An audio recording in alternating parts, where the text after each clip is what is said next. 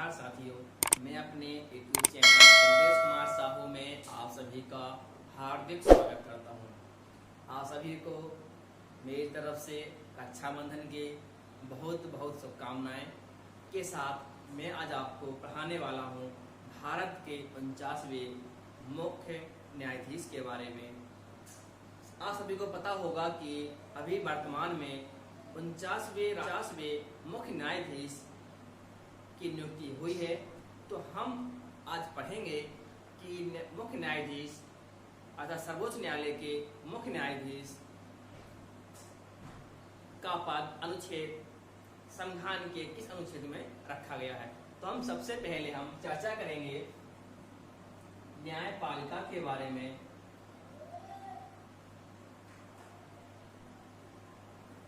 क्योंकि न्यायपालिका से ही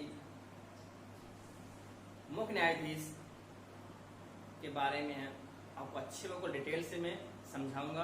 आज सभी को मेरी वीडियो पसंद आती है तो वीडियो को लाइक, चैनल को सब्सक्राइब और अपने दोस्तों में शेयर जरूर किया। तो न्यायपालिका के बारे में समझेंगे। न्यायपालिका है क्या, एक काम कैसे करती है। तो न्यायपालिका का सबसे उच्चतम होता है सर्वोच्च न्यायालय।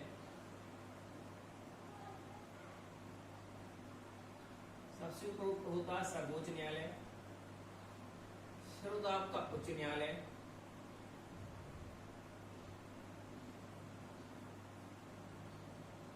फिर होता है आपका अधीनस्थ न्यायालय, अधीनस्थ न्यायालय। इसके बाद होता है मुंसिफ न्यायालय,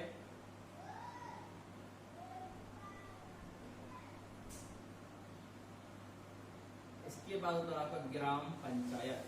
क्या होता है बेटा? इसके बाद होता है ग्राम पंचायत।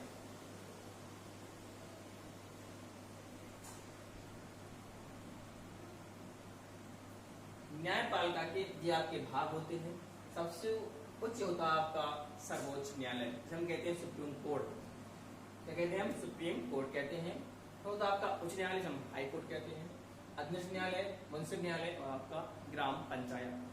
तो जो आपका सर्वोच्च न्यायालय होता है आपके देश में एक होता है। कितना होता है? एक ही होता है सर्वोच्च न्यायालय आपका, ठीक है। और आपके उच्च न्यायालय आपके देश में आपके कितने हैं? आपके अच्छे से इनको अच्छे से ध्यान से समझ लेना, क्योंकि कंपटीशन में जो आपका यूपी त्रिपल पैट जो आपका एग्जाम लगा हुआ है 15-16 अक्टूबर को, उसमें जो आपका बहुत ही महत्वपूर्ण भूमिका निभाएगा। इसलिए इस वीडियो को अंत तक जरूर देखें, जिससे कि आपको हर एक टॉपिक आपको समझ में आए। अधीनस्थ न्यायालय जो होता है वो जिले में एक होता है, जो होता है जिले में एक होता है। जब आपका मुंसिफ न्यायालय होता है जब तहसील में होता है। कहाँ पे होता है जी? तहसील में होता है, तहसील में होता है। तो जो आपका ग्राम पंचायत होता है ग्राम में एक होता है ना। ये है आपका न्यायालय। कहाँ न्यायालय कितने होते हैं? आपका सर्वोच्च न्यायालय तो आपका एक होता है, उच्च न्यायालय आपके 25 होते हैं, अधीनस्थ न्यायालय आपका जिले में एक होता है, मुंसिफ न्यायालय आपके तहसील में होते हैं। और ग्राम पंचायत हर ग्राम में एक एक आपका ग्राम पंचायत होता है। ये था आपका न्यायपालिका के बारे में। हमको पढ़ना है सर्वोच्च न्यायालय। क्या पढ़ना हमें पढ़ना है सर्वोच्च न्यायालय के बारे में, ठीक है ना। तो इससे आप स्क्रीनशॉट ले लीजिए। बहुत ही महत्वपूर्ण सवाल है ये आपका, बहुत ही महत्वपूर्ण क्वेश्चन है। इसमें आप कंपटीशन में आपका 1 या 2 नंबर का निश्चित आता है, और क्या पता 3-4 नंबर के भी कभी आ जाते हैं। तो इसका प्लीज आप स्क्रीनशॉट ले लीजिएगा। अब देखते हैं हम जो है पढ़ना है हमको, आपको पढ़ाना है ओनली। पहला टॉपिक आपका उच्चतम न्यायालय, उच्चतम न्यायालय। फिर मैं आपको अगले वीडियो में आपको हाई कोर्ट के बारे में बताऊंगा। ये आपका उच्चतम न्यायालय है जो आपके 124 आई मतलब 1 में 124(1) यह अनुच्छेद है। यहाँ बेटा ये आपका अनुच्छेद है कि संविधान के 124(1) में आपका उच्चतम न्यायालय की बात कही गई है, ठीक है बेटा। इसकी बात कही गई है उच्चतम न्यायालय में, उच्चतम न्यायालय की बात कही गई आपके संविधान में 124 में। अब क्या पढ़ना है इसके बारे में? मुख्य पॉइंट है कि 1773 ईस्वी में 1773 ईस्वी में रेगुलेटिंग एक्ट के द्वारा 1774 ईस्वी में कलकत्ता में, कहां पर, कलकत्ता में सुप्रीम कोर्ट का गठन हुआ। सुप्रीम कोर्ट का गठन हुआ। यह आपका बहुत ही मुख्य पॉइंट है कि 1773 रेगुलेटिंग एक्ट के द्वारा 1774 में, कहां पर बेटा, कलकत्ता में, कहां पर हुआ था, कलकत्ता में सुप्रीम कोर्ट का गठन हुआ, जिसके मुख्य न्यायाधीश थे उस समय, इनका जो मुख्य न्यायाधीश बना हुआ था, मुख्य न्यायाधीश कौन थे, मुख्य न्यायाधीश ये थे आपके सर एलिजा इम्पे। क्या थे, सर एलिजा इम्पे। ये बहुत ही मुख्य पॉइंट है, तो ध्यान से समझना है, ठीक है बेटा। 1773 में रेगुलेटिंग एक्ट के द्वारा 1774 में कलकत्ता में आपका सुप्रीम कोर्ट का गठन हुआ, जिसके मुख्य न्यायाधीश थे सर एलिजा इम्पे। ठीक है, इतना क्लियर हुआ। अब चलते हैं दूसरे पॉइंट की ओर। दूसरा पॉइंट है 1 अक्टूबर 1937 का बेटा, 1 अक्टूबर 1937 में कहां पर, दिल्ली में गठन हुआ। कहां पर हुआ था बेटा, दिल्ली में। दिल्ली में इसका क्या किया गया, गठन किया गया था। दिल्ली में सुप्रीम कोर्ट का गठन हुआ था।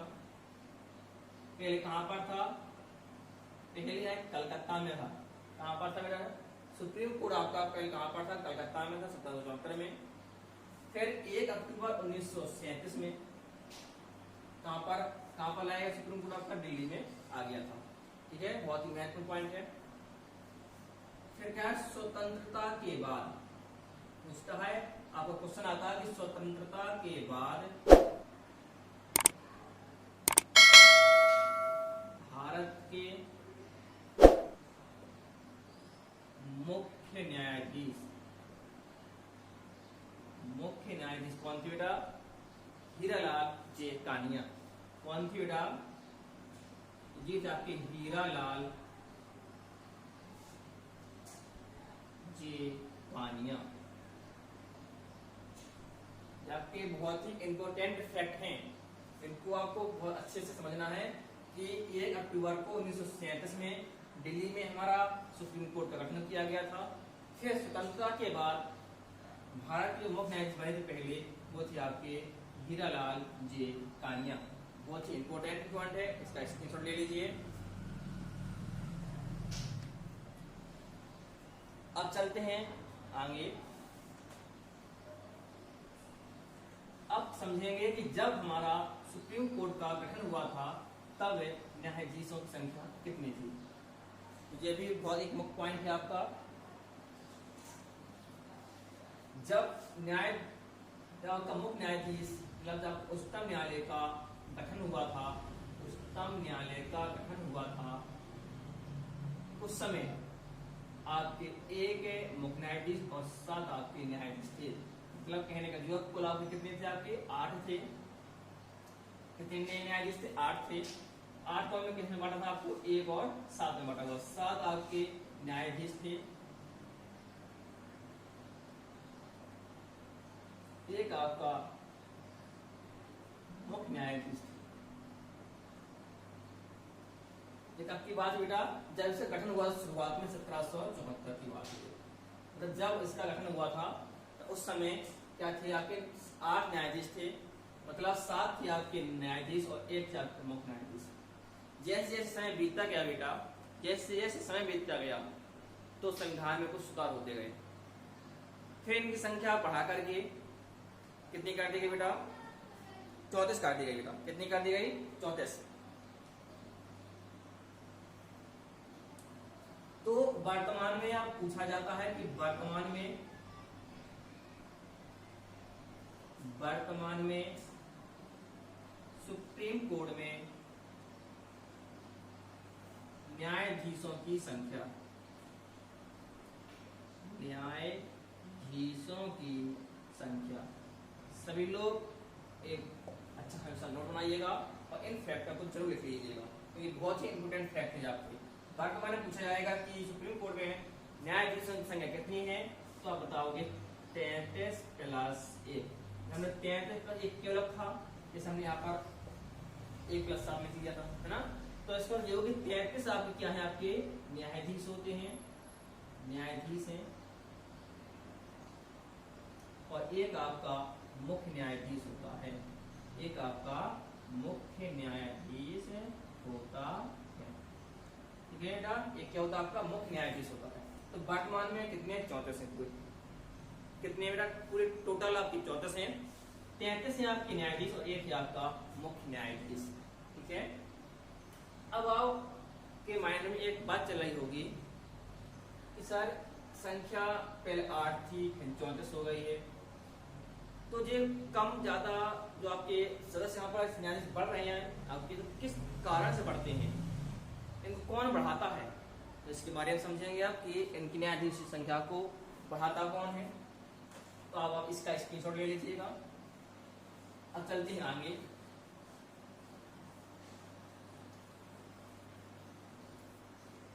देखो बहुत ही अब मोस्ट पॉइंट आपका आ रहा है कि सुप्रीम कोर्ट का क्षेत्राधिकार,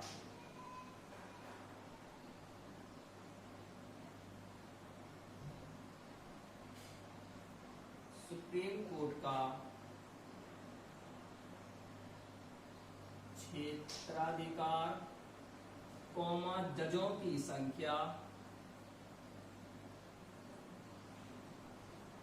वेतन। क्या क्या हुआ आपका सुप्रीम कोर्ट में, क्षेत्राधिकार, उसके जजों की संख्या, वेतन, और क्या है इसकी बताइएगा, और आगे इसका कार्यकाल। क्या बेटा, इसका कार्यकाल। इसे कौन करता है, भारत की संसद। कौन करती है बेटा, भारत की संसद करती है। ये काम किसका है, संसद का है, कि सुप्रीम कोर्ट में क्षेत्राधिकार को बांटना, क्षेत्राधिकार को बढ़ाना, जजों की संख्या को बढ़ाना, उनके वेतन को बढ़ाना, कार्यकाल को कम ज्यादा करना, ये सब आपके किसके अंतर्गत, इस भारत की संसद के अंतर्गत आती है। किसके अंतर्गत, संसद। और आप संसद जानते हैं कि संसद में आपकी राज्यसभा होती है और आपकी लोकसभा होती है। ठीक है बेटा, लोकसभा होती है और आपकी राज्यसभा होती है। ठीक, इसका भी आप स्क्रीनशॉट ले लीजिए, ले लीजिए ना स्क्रीनशॉट। अब देखो, अब देखना है इनकी योग्यता क्या होती है, मतलब कौन बन सकता है आपका मुख्य न्यायाधीश, क्योंकि अभी वर्तमान में नए मुख्य न्यायाधीश का नियुक्ति हो गई है, बस उनको शपथ लेना है। तो उनका नाम भी हम बताएंगे कि अभी भी वर्तमान में कौन है, और 27 तारीख को आप जो शपथ लेंगे उनका नाम क्या है। जो आपका इसकी योग्यता है, जो कौन बनते हैं, इनकी योग्यता क्या है। तो पहली बात तो भारत के एक नागरिक होने चाहिए। क्या होने चाहिए, भारत के नागरिक होने चाहिए। और दूसरा पॉइंट है इनका, कम से कम इनकी 10 साल की क्या वकालत इन्हें की हो, कहीं पर भी क्या आपने कम से कम 10 साल तक क्या की हो, वकालत की हो। ठीक है बेटा, तो ये था आपका इनकी योग्यता। इनका देखेंगे कार्यकाल, क्या देखेंगे, कार्यकाल देखेंगे। तो कार्यकाल इनका 65 वर्ष तक होता है। कितने वर्ष तक होता है, 65 वर्ष तक इनका कार्यकाल होता है। यानी चाहें तो समय से पूर्व भी राष्ट्रपति को अपना त्याग पत्र दे सकते हैं। इसको राष्ट्रपति को क्या दे सकते हैं, आपका अपना त्याग पत्र दे सकते हैं समय से पूर्व भी। नहीं तो इनकी उम्र, इनकी कार्यकाल होता है 65 साल तक इनका क्या होता है, कार्यकाल होता है। ठीक है, अब कहेंगे कि इनकी नियुक्ति कौन करता है। बात आती है कि इनकी नियुक्ति कौन करता है बेटा। तो इनकी नियुक्ति कौन करता है बेटा, इनकी नियुक्ति करता है कौन, राष्ट्रपति। कौन करता है, राष्ट्रपति इनकी नियुक्ति करता है। ठीक है, और जो आपके अन्य न्यायाधीश होते हैं, जो आपके अन्य न्यायाधीश होते हैं, आपको मैंने बताया था 33 आपके अन्य न्यायाधीश होते हैं। कितने? वर्तमान में 33 की संख्या अन्य न्यायाधीशों की। तो इनकी नियुक्ति कौन करता है? इनकी नियुक्ति मुख्य न्यायाधीश की सलाह पर, किसी सलाह पर बेटा? मुख्य न्यायाधीश की सलाह पर कौन करता है? राष्ट्रपति करता है। मुख्य न्यायाधीश की सलाह पर कौन करते हैं? राष्ट्रपति जी करते हैं। ठीक है। अब बात आती है कि इनको शपथ कौन दिलाता है ना? इनको क्या है? शपथ कौन दिलाता है? तो शपथ भी इनको कौन दिलाता है? राष्ट्रपति, भारत का राष्ट्रपति इनकी शपथ दिलाता है। ठीक है। क्या है बेटा? इनकी शपथ कौन दिलाता है? इनकी शपथ दिलाता है भारत के राष्ट्रपति। ठीक है। तो आप इनका स्क्रीनशॉट ले लीजिएगा, इनको नोट करते रहिएगा अच्छे से।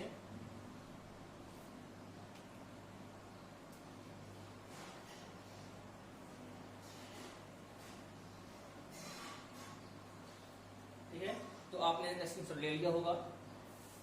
अब देखते हैं आगे। अब देखेंगे यदि मुख्य न्यायाधीश किसी कारण से उनका पद खाली होता है, यदि मुख्य न्यायाधीश का यदि पद खाली रहता है किसी कारण से, तो इनके अनुपस्थिति में, मुख्य न्यायाधीश की अनुपस्थिति में एक कार्यवाहक न्यायाधीश बनते हैं। कार्यवाहक बनते हैं, कार्यवाहक मुख्य न्यायाधीश बनते हैं। कौन बनते हैं? और जो आपके न्यायाधीशों में सबसे वरिष्ठ होगा, वरिष्ठ न्यायाधीश ही आपके कार्यवाहक मुख्य न्यायाधीश का कार्य करेंगे। ठीक है। अब होते हैं आपके तटस्थ न्यायाधीश। तटस्थ न्यायाधीश, इसके बारे में देखेंगे। तटस्थ न्यायाधीश के बारे में देखेंगे बेटा। तो जे इनका वर्णन संविधान के अनुच्छेद 127 में है। कहां पर बेटा? 127 में है। तो तटस्थ न्यायाधीश संविधान में 127 अनुच्छेद में इनका वर्णन है। तो इनका मतलब क्या होता है ये आपको देखना है। इसका मतलब क्या होता है ये आपको देखना है। तो इसका मतलब होता है बेटा कि जब सुनवाई के समय यदि न्यायाधीशों की संख्या कम होती है, यदि न्यायाधीशों की संख्या कम होती है, तो कोरम को पूरा करने के लिए तटस्थ न्यायाधीश की नियुक्तियां की जाती है। ठीक है बेटा। जब किसी सुनवाई के लिए कोरम आपका जनसंख्या पूर्ण नहीं है, तो कोरम को पूरा करने के लिए हमें न्यायाधीश, तटस्थ न्यायाधीश की नियुक्ति करते हैं। और इनका वर्णन कहाँ पर है? 127 में। ठीक है बेटा। कहाँ पर है? 127 में है। तो ये था आपको उच्चतम न्यायालय के बारे में आपने समझाया। अब देखते हैं कि वर्तमान में आपके मुख्य न्यायाधीश कौन है। वर्तमान में कौन है आपके मुख्य न्यायाधीश? तो अब थे आपके मुख्य न्यायाधीश के बारे में नाथुलापति वेंकट,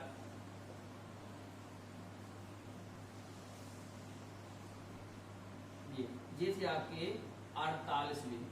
इस नंबर के थे 48 नंबर के थे आपके लिए नाथुलापति वेंकट हम नाम जाके वर्तमान में हैं। अब 48, लेकिन अभी वर्तमान में की नियुक्ति हुई है जो आपको 10 अगस्त